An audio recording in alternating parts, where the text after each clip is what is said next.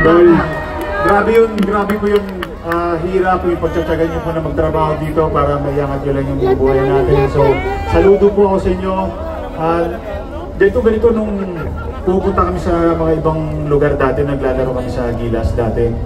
Talagang sinusuportahan din nila kami. And then, pag nagpipintuhan kami, sobrang na-miss kami. Kasi kami, mga 1 month, 2 months kami kasi umaalis eh.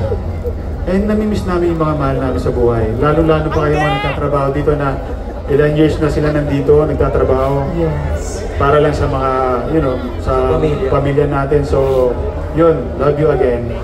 So, continue nyo lang yun. Talagang saludo po ako. Kahit anong hirap po talaga ginagawa natin para sa pamilya natin. So yun, sobrang blessed talaga kayo. God bless.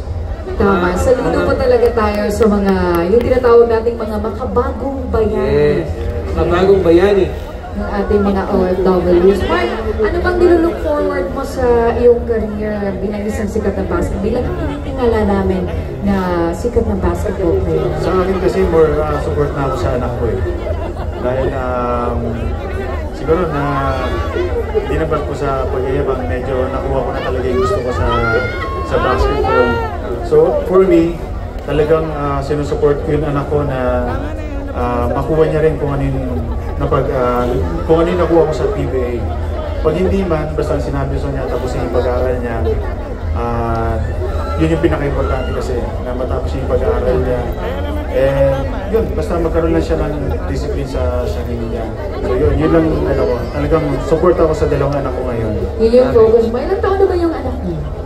16 niya lang. 16 at naglalaro na ng basketball. Yes, naglalaro na rin. Yun isa naman, 13, kaka-30 niya, naglalaro na rin ng volleyball sa atin. Sunod talaga sa iyo.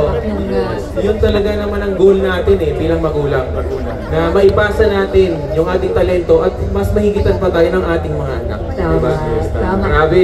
Meron ba kaming dapat abangan sa iyo, Mark? Yung mga